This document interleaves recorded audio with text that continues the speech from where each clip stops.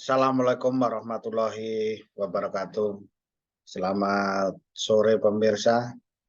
Pada sore kali ini saya akan menjawab pertanyaan para mahasiswa saya. Jadi ada mahasiswa saya yang menanyakan baik S1, S2 maupun S3. Jadi Bapak sekalian, khususnya ini para mahasiswa ini ada dua pertanyaan, dua pertanyaan yang diajukan, tetapi ini merupakan prinsip sekali. Jadi pertanyaannya bagus, akan kita jawab dan mudah-mudahan membantu Bapak Ibu sekalian para mahasiswa untuk memahami budidaya kelapa sawit tentunya. Jadi pertanyaan pertama ini sebenarnya dibalik. Yang pertama itu bagaimana sih atau apa bedanya kelapa sawit yang normal dan abnormal, itu satu. Yang kedua, tanaman kelapa sawit itu ada jantan atau betina, bagaimana membedakannya. Ya. Nah, ini kaitannya ada normal dan tidak normal. Oleh karena itu akan saya jawab dulu dari pertanyaan nomor 2, nanti kemudian pertanyaan yang nomor 1. Bapak Ibu sekalian, kelapa sawit itu tanaman bukan asli Indonesia, terutama untuk yang Elaeis guinensis itu berasal dari Afrika. Nah, dengan demikian, kalau di sana dulu yang di ini nanti kaitannya dengan normal tidak normal. Jadi kelapa sawit, orang awam, orang biasa menyebutkan, pokokku, pohonku ada yang pokok jantan, nggak keluar buahnya. Itu awam. Tetapi secara saintifik, kelapa sawit itu di dalam ilmu biologi termasuk yang monosius. Ya, jadi kalau monosius itu artinya apa? Jadi dalam satu tanaman terdapat dua bunga, ya, bunga jantan dan bunga betina. Oleh karena itu, secara normal kelapa sawit itu tidak ada tanaman jantan dan tanaman betina. Nah, artinya sebenarnya hermafrodit, kan begitu. Dalam satu tanaman ada. Tetapi, nah ini tetapi itu bunga jantan maupun betina itu kadang jadi tidak muncul. Nah, tidak muncul. Nah, ini sehingga kalau bunga jantannya muncul dan bunga betinanya atau buahnya tidak ada, sehingga orang menyebutnya jadi pohon jantan karena tidak ada hasilnya, tidak ada buahnya. Nah, ini pohon jantan, kan itu pohon mandul, kan gitu. Ya, padahal pada potensinya ada keluar bunga jantan dan bunga betina yang itu diatur secara fisiologi di tanaman tersebut. Nah, sekarang kenapa muncul bunga jantan terus? Ya, yang betina tidak muncul. Nah, faktor utamanya karena stres, kurang makanan, ya kurang air. Nah, jadi tanaman kelapa sawit kalau stres, kurang air, kurang curah hujan, artinya kekeringan, karena sawit membutuhkan tidak boleh lebih dari 3 bulan kering. Jadi kekeringan tidak boleh, jadi curah hujan sangat menentukan produktivitas. Oleh karena itu kalau menghadapi kemarau, nah itu yang panjang itu tadi, maka akan keluar bunga jantan. Karena stres tadi. Stres berikutnya kenapa? Ya berbagai macam. Tadi air, kurang unsur hara. Tanahnya miskin, tidak hara. Haranya nggak ada yang diserap. Sehingga keluar bunga jantan. Nah, kan gitu. Stres karena apa? Yang lain, karena perlukaan. karena yang lain-lain, pokoknya stres yang keluar bunga jantan. Nah, oleh karena itu, karena tidak ada buahnya, maka disebut, ini pohonku pohon jantan. Nah, jadi clear ya, sebenarnya tidak ada kelapa sawit jantan, tetapi kenyataannya bisa muncul, bisa tidak. Nah, demikian juga berikutnya, karena pemuliaan mencari tanaman yang produktivitasnya tinggi, ada varietas yang dipilih yang keluar bunga betina terus, jantannya sedikit keluar, sehingga untuk penyerbukan kurang. Nah, ini juga ya apa juga berbeda. Nah, jadi nanti buahnya menjadi kempet-kempet, fruit setnya rendah. Yang jadi karena penyerbukan nggak ada, jadi kosong-kosong. Nah, itu kan nggak normal juga. Itu karena apa? Berkaitan dengan tadi bunga jantan dan bunga betina. Ya, jadi ini normal atau tidak? Ya, gitu. Kalau normalnya ya seperti itu. Kemudian kalau di apa dulu karena di Afrika penyerbukan kebanyakan lewat serangga penyerbu Eladibius, maka ya nampak normal. Sehingga dulu tahun 83 yaitu Eladibius didatangkan supaya penyerbukan bagus, supaya normal. Kemudian di dalam mendapatkan bibit unggul bersertifikat, tentunya produsen benih juga sering menyilang-nyilangkan ya, untuk mendapatkan ya tanaman yang hibrid, yang tenera. Oleh karena itu dipakailah pohon induk mamaknya, ibunya. Nah, itu adalah dura. Nah, dura. Nah, berarti apa? Yang dipakaikan di dalam tanaman tersebut inilah bunga betina.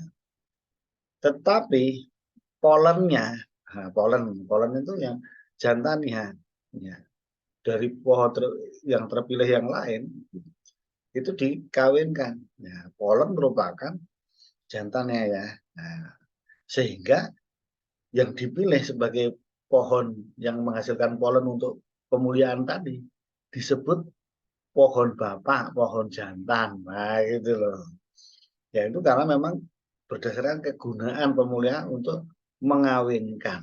Nah, jadi dari jawaban ini bisa dipahami secara prinsip, kemudian secara awam muncul tidaknya karena stres itu tadi, kemudian secara pemuliaan disebut pohon jantan, pohon bapak, kemudian pohon ibu, pohon betina ya kan gitu. Jadi jelas dari sisi mana kita menjawab bahwa pohon itu monosius, pohon bapak, pohon ibu, pohon mamanya kan gitu. Jadi jelas ya, clear ya. Karena pada prinsipnya tidak ada, karena dalam satu tanaman terdapat bunga jantan dan bunga betina. Tapi pada aplikasinya, kenyataannya muncul secara alamiah juga ada tidak muncul dan muncul, sehingga disebut itu tadi. Kemudian di pemuliaan juga ada yang digunakan karena memang persilangan terpilih, makanya dipilih polen dari pohon bapak. Nah, itu kan. Kemudian dari ibu-ibunya juga dura yang terpilih. Jelas. Nah, kemudian pertanyaan berikutnya yang kedua. Pak, bagaimana membedakan tanaman kelapa sawit itu normal dan tidak? Ya, ini tugas saya sebagai dokter sawit bisa mampu membedakan tanaman itu normal atau tidak. Yang dimaksud normal itu bagaimana? Normal itu ya umum, biasa, seragam. Karena ini namanya, kalau kelapa sawit ada varietas kan harus salah satunya seragam. Ini kan ya, unik, seragam, dan diturunkan sifat itu. Ya.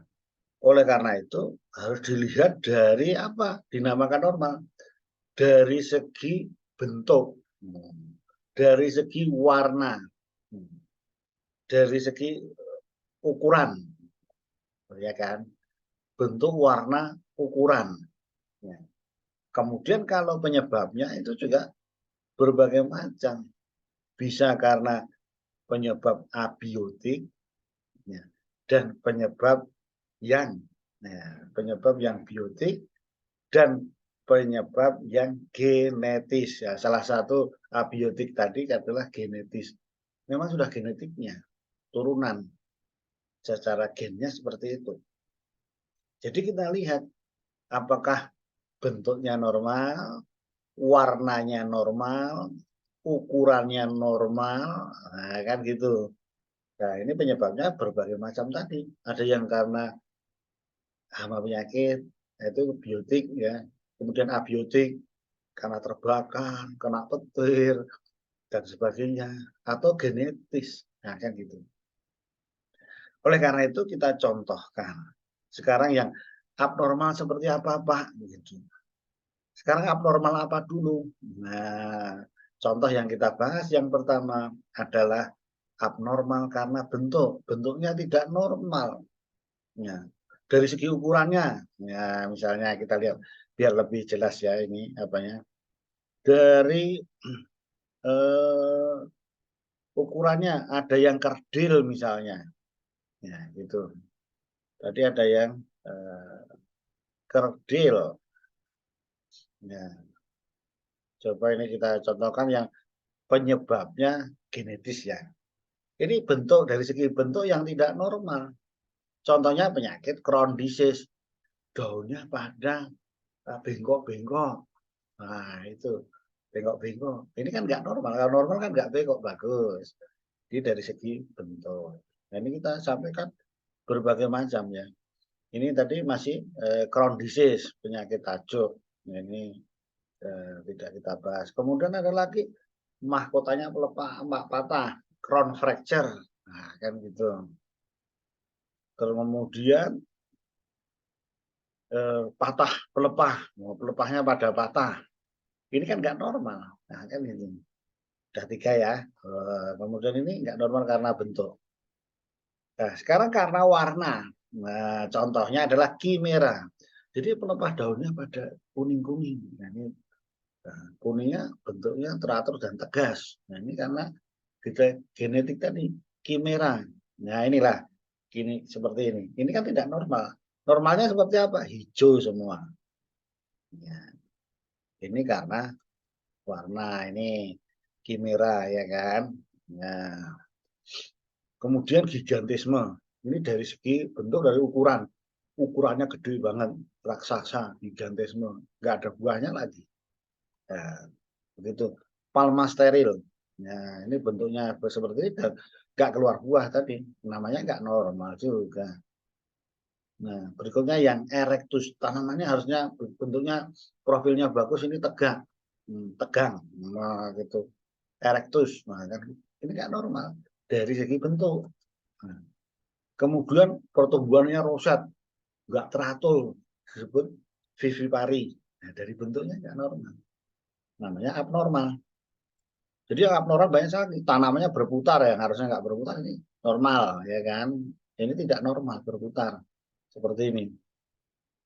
Bentuknya nggak karuan. Nah, itu dari segi tanamannya, dari pelepah, dari apa, dari buahnya juga gitu. Ada yang buahnya bermantel, ada mantelnya. Nggak normal juga buahnya. Nah, ini bunga jantannya seperti ekor tupai. Harusnya nggak seperti ini. Normal. Nah, ini ekor tupai seperti ini nggak normal. Nah, ini sama ini. Kemudian di warna ada orange spotting, warnanya nggak teratur. Nah, itu tadi dari contoh sebagian besar dari bentuk. Di belakang saya ini juga nggak normal karena kurang unsur Mg, warnanya kuning, kan gitu. Itu defisiensi unsur hara, kekurangan unsur hara juga begitu. Itu juga dari segi warna biasanya tidak normal. Dari bentuk kekurangan P, membotol, kan gitu.